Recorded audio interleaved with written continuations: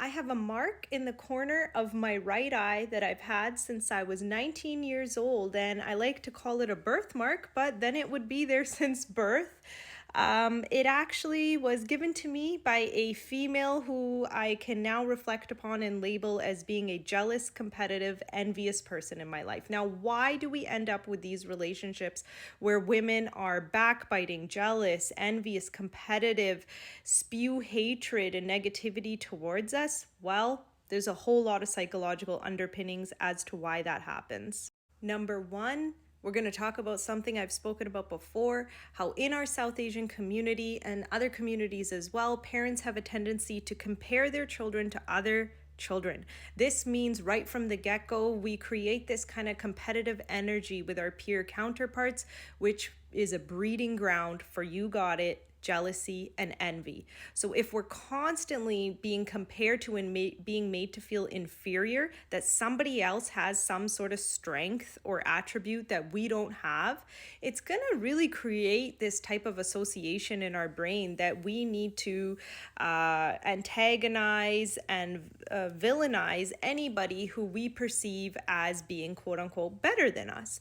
This might not even be the real way we feel, but we have these deep rooted feelings of insecurity and we've always been invalidated by our parents. So that's what we end up carrying forward later on when we create connections and attachments with other females going forward. So, if that's what's been established, we view our peers as foes and not allies and perceived threats. Well, what's our nervous system designed to do when we feel under threat? It will try to self protect. And sometimes self protection means aggressive behaviors that can come out as what I experienced, aggressive in their hands coming towards us, or it can be aggressive words and behavior. Nonetheless, both are just as serious. And if you have anyone in your life doing this, just kind of take a step back to see if boundaries are required before it escalates to the point of physical violence. All right, now let's talk about what was modeled to us as children. So, what did most of our moms do? They got on the phone and they gossiped. They talked about other people. Perhaps they would have strange relationships with their Dharani, Jatani, whoever it might be, their Chachi, Tai, Mommy, you name it. And so, we're noticing this type of unhealthy maladaptive behavior in their female relationships, and that if that's what's modeled to us, then we normalize it and we might carry that forward. We might have this duality in the way we approach our relationships. We might have these toxic behaviors and self-sabotaging behaviors, but really, now, here's the second reason that this might be happening is sometimes resources in terms of success or happiness or joy feel scarce because we live in a patriarchal society, and this is very magnified in the South Asian culture. It's a very male dominant culture. And so when resources like love, attention, success, validation feel scarce, meaning there's not enough of it going around because all the men are taking it up, then we're going to turn on each other. This is human nature.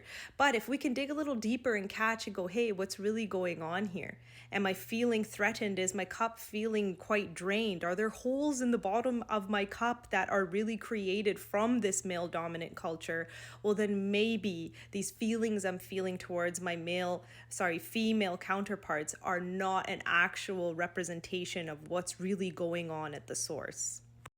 This brings us to our next point, which is the idea of triangulation. Now, triangulation is when there's a strained relationship between two people. It has a weak connection. Then often they will find a common enemy because nothing bonds two people together more than getting to spew negativity towards a common target.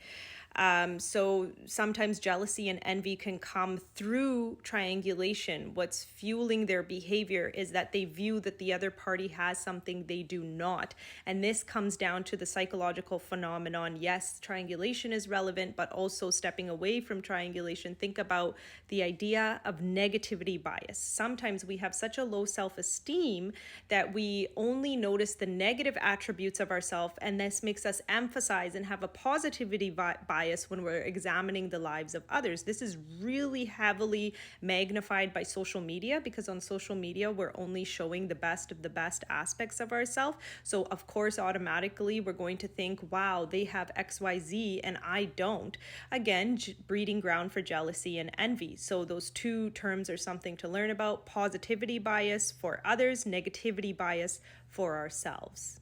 Speaking of social media, we cannot deny that as a society, we have become much more vapid and superficial than before, which means we really, really fixate on appearance, physical attractiveness, materialistic things.